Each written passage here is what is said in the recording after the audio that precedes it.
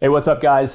Recording this on day 3, I think, of quarantine. I hope y'all are hanging in there and not going too crazy. So let's talk about backlinks today. Backlinks historically have been a major component for SEO, but they became really easy to game after a while. Google used to use them a lot because they were a measure of quality. They were basically a proxy, right? So like the idea is that if another website links to your website, that's sort of a vote for your website, right? Google can look at that and say, all right, this site must be decent quality because it's got more other websites linking to it than this competitor site. And so we should rank it higher. Well, that eventually became pretty easy to game. And so Google had to change a little bit. And so now they look at user behavior much more and backlinks far less than they used to. And so nowadays, brands almost across the board do not need to go build backlinks. And by brands, I mean anybody roughly mid-market or above in their space. So mid-market in terms of company size, number of employees, revenue, some proxy for brand awareness for how big you guys are. If you're mid-market or above, you almost certainly do not need to go build backlinks. And that's because Google already knows you're legit. They have all this user behavior that says, all right, these guys are like, people are looking for them. They're well known. We should definitely rank them. Google's not going to say, all right, we shouldn't rank this site, even though it's well known just because it doesn't have some backlinks, right? So where backlinks come to play nowadays is with underdogs. If you are new, if you're on the lower end of the market, you may need to go build backlinks, but I use the term build very loosely. And I'll tell you a story to illustrate what I mean. So we had a client in the biomedical space. They are a distributor for GE healthcare products. And there's only like 7 other distributors in the world.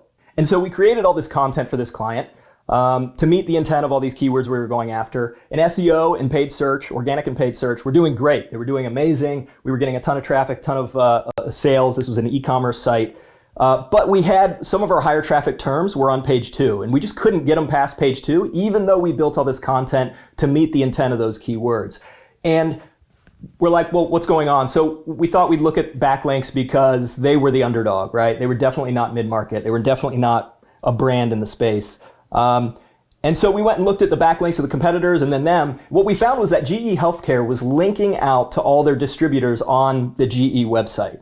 Right? And they were linking to us too, but they were linking to a website for a different division in the company and not the site that we had that was actually selling these products. And so we contacted our GE rep and had him update the site to point to our site. And I mean, within like a week, all of those page 2 keywords moved to like the top 3 because we had all this content that was really good, much better than our competition.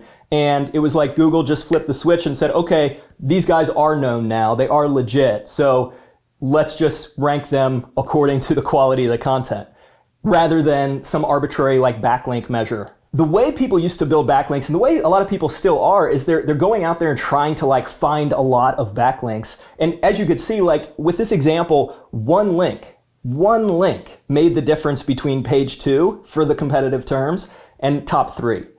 And so if you're the underdog, a backlink here or there that is really hard to get, like GE Healthcare is not linking out to anybody. They're only linking out to their authorized distributors, and there's only like 7.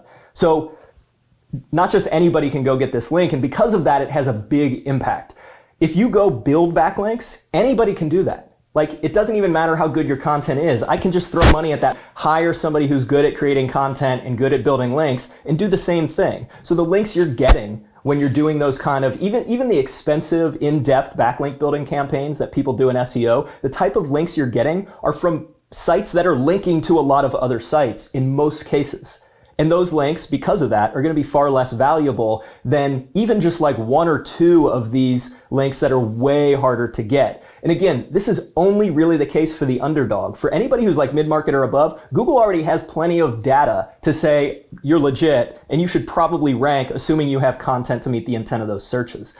And so if you're mid-market or above, you probably don't need to be building backlinks. The only exceptions to that are like really competitive niches where the difference between success and failure is like 1% improvement, right? In those cases, yeah, you might need to go build more backlinks than your competition, but I still wouldn't start there. I would start with content and then see how that goes and then think, all right, Are there any difficult backlinks that our competition has that not anybody can get, that we can go grab ourselves?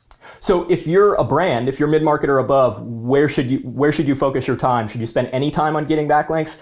I don't recommend it. I recommend creating content to build brand awareness, to meet the intent of searchers if you're doing SEO, and then evaluate at that point. In almost every case, you're not going to need to go build backlinks as a known brand.